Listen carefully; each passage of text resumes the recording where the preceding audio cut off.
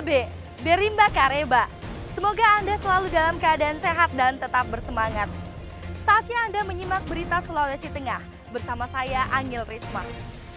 Sejumlah berita menarik telah kami siapkan untuk Anda. Berikut 3 berita utama hari ini. Ratusan tenaga honorer berunjuk rasa di kantor DPRD Donggala memprotes hasil seleksi P3K. Tumpukan sampah di Pasar Beteleme tidak terurus dan menimbulkan bau tak sedap.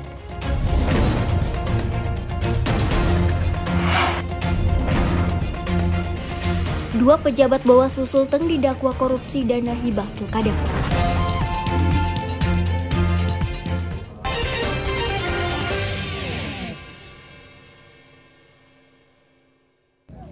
Ratusan tenaga honorer dari berbagai instansi menggelar aksi unjuk rasa di kantor DPRD Donggala Senin sore. Mereka memprotes seleksi penerimaan pegawai pemerintah dengan perjanjian kerja alias P3K yang dianggap tidak adil. Para pengunjuk rasa ini mendatangi kantor DPRD Donggala dan membeberkan kekecewaan serta tudingan kecurangan dalam proses seleksi tersebut. Alasannya, ada yang belum lama mengabdi tapi lulus seleksi, sementara yang sudah belasan tahun mengabdi malah tidak lolos. Para tenaga honorer tersebut sebelumnya dinyatakan tidak lolos dalam sistem aplikasi SSACSN dari Badan Kepegawaian Negeri. Tuntutan kami atau aspirasi kami dari yang tes kemarin itu berkaitan dengan P3K, kami yang dinyatakan yang tidak lolos. Kemudian sementara kami mengabdi ada yang 10 tahun, bahkan ada yang 20-an ya, dari jumlah keseluruhan se-Kabupaten Donggala. Sehingga yang kami yang dinyatakan tidak lolos, itulah kami adakan silaturahmi ketemu orang tua kita, dalam hal ini DPR di Donggala. Ada berapa poin tadi yang diajukan? Yang diajukan tadi cuma 2 poin. Poin pertama yang dinyatakan tidak lolos, kami minta diloloskan di penuh waktu, bukan untuk paruh waktu. Ya, poin yang kedua, yang tahap 2 yang berjalan tes P3K sementara ini, kami inginkan mereka ditempatkan di paruh waktu. Karena melihat mereka, maaf, di sini masih ada 2 tahunan lebih ya, kurang lebih mengabdi. Nah, sementara Ratusan honorer tersebut diterima pihak Komisi 1 DPRD Kabupaten Donggala. Wakil rakyat tersebut berjanji akan mengakomodir tuntutan tersebut dan akan menindaklanjutinya melalui rapat dengar pendapat dengan pihak BKPSDM Donggala. Yang perlu kita lakukan sebagai lembaga DPRD itu adalah menyampaikan kepada pihak eksekutif untuk mengambil langkah, melakukan rapat internal seluruh OPD yang ada untuk mengambil satu kebijakan nanti apa yang akan diambil untuk mengenai teman-teman yang honorer kedua yang belum sempat lolos ini. Jadi ini kita harus pemerintah daerah mengambil langkah secepatnya terhadap teman-teman yang belum sempat lolos di tahap pertama ini. Untuk tahun 2024, kebutuhan P3K oleh BKPSDM Kabupaten Donggala sebanyak 3.510 formasi. Dalam proses pendaftaran tes P3K tersebut hanya diisi oleh 3.078 formasi, sedangkan 432 formasi lainnya masih kosong. Formasi yang kosong tersebut diharapkan bisa diisi oleh para honorer yang gagal pada seleksi P3K tahap pertama. Syamsuddin Tobone melaporkan dari Donggala. Ya, terima kasih Pak Ketua Komisi.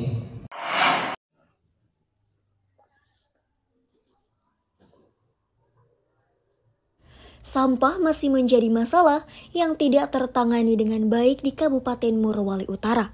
Salah satunya di Pasar Ponteoa, Kelurahan Beteleme, Kecamatan Lembo, Kabupaten Morowali.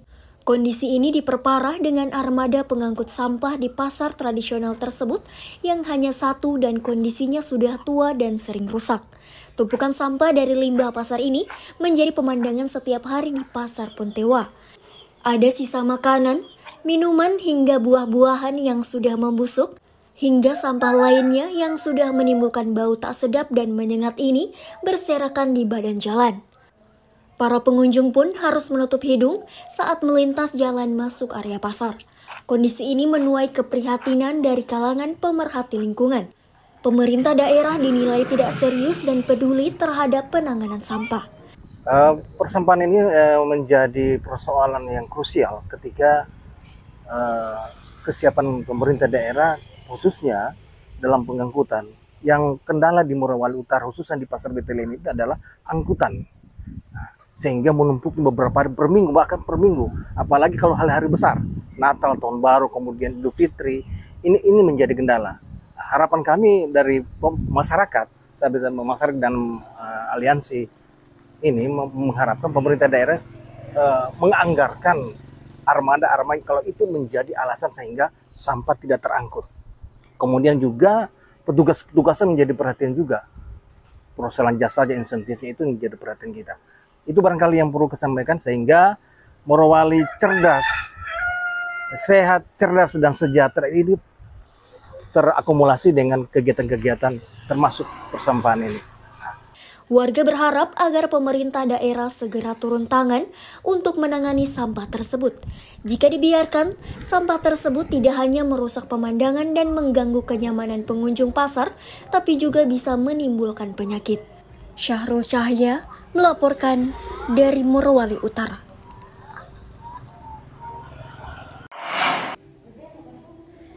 Tingkat penyalahgunaan narkoba di Kabupaten Donggala, terutama di kalangan pelajar, lumayan tinggi. Dari hasil tes urin yang dilakukan Badan Narkotika Nasional, tahun 2024 mengungkap adanya 23 pelajar yang positif menggunakan narkoba jenis sabu-sabu. Tingginya penyalahgunaan narkoba di kalangan pelajar ini tentunya patut menjadi perhatian serius pihak terkait. Apalagi narkoba tersebut menjadi ancaman generasi masa depan bangsa. Menyikapi kondisi tersebut, Badan Narkotika Nasional Kabupaten Donggala gencar melakukan sosialisasi di sekolah-sekolah tentang bahaya narkoba. Badan Nasional Narkotika atau BNN Kabupaten Donggala melaporkan jumlah penyalahgunaan narkoba di wilayahnya didominasi kalangan pelajar. Sebagian pelajar yang positif menggunakan narkoba pun telah menjalani rehabilitasi di klinik Pratama BNN Donggala. Yang direhabilitasi dalam program IBM sebanyak 32 orang. Dari 94 ini yang mendominasi adalah laki-laki sebanyak 84 orang, rentang usia 17 sampai 25 tahun, pendidikan terakhir SMP sederajat, dan pelajar mahasiswa sebanyak 51 orang. Nah, ini kalau kita lihat tadi di lembar pertama rekan-rekan di alinea terakhir itu, ini selaras berarti memang dengan hasil survei secara nasional, gitu ya. Jadi kalau kita lihat memang pelajar ini ternyata cukup banyak mendominasi, kayak begitu. Dan ini memang yang harus kita waspadai. Untuk domisili klien berasal dari wilayah Kecamatan Banawa 62 orang, Kecamatan Banawa Selatan 28 orang, Sireja 2 orang, dan Kota Palu 2 orang. Selain sosialisasi kepada para pelajar, BNN Kabupaten Donggala bekerja sama dengan pihak sekolah, orang tua, dan pemerintah daerah kerap melakukan edukasi bahayanya penggunaan narkotika. BNN Donggala juga mendirikan intervensi berbasis masyarakat atau IBM sebagai upaya menangani gejala ringan penggunaan narkoba di sejumlah desa. Syamsuddin Tobone melaporkan dari Donggala.